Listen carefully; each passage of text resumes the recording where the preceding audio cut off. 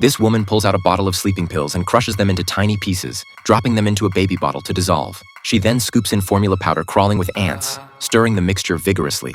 After heating it in the microwave, she feeds this concoction to her month-old daughter with her own hands. Despite the baby's obvious resistance, the woman doesn't stop for a second. She's in a hurry to meet up with her assistant. While she's out having the time of her life, her husband Jack comes home and spots the ants left in the bottle. Instantly sensing something's wrong, Jack rushes to check on their daughter. Finding her burning with fever, he immediately rushes her to the hospital. But when the doctor finishes the examination, it becomes clear this isn't just about expired formula. To determine the exact cause, they need to draw blood for testing. Jack's heart breaks watching the needle pierce his daughter's tiny hand, and her agonizing cries tear him apart inside. Meanwhile, his wife remains blissfully unaware, drinking at a bar with her lover, eventually letting him carry her drunk body back to his place. Jack spends the entire night by his daughter's bedside, only to have the doctor tell him that the child's persistent fever is caused by ingesting sleeping pills. Jack is stunned. He'd assumed the ants made his daughter sick, never imagining his own wife had poisoned her. After this incident, a bold plan forms in Jack's mind. He's going to make his wife pay dearly for what she's done.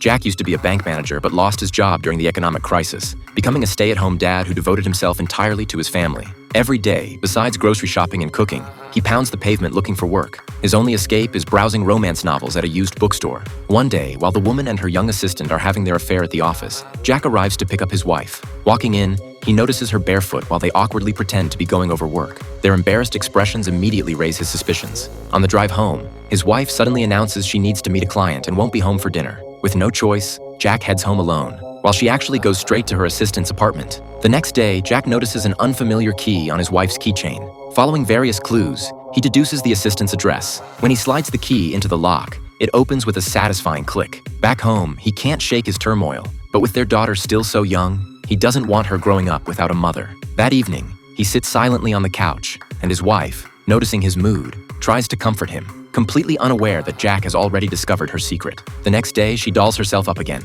claiming she's going to work at the assistant's place. Seeing her husband still slouched on the couch in a daze, she doesn't give it much thought. But when she arrives at her lover's apartment again, she discovers something horrifying in the bathroom.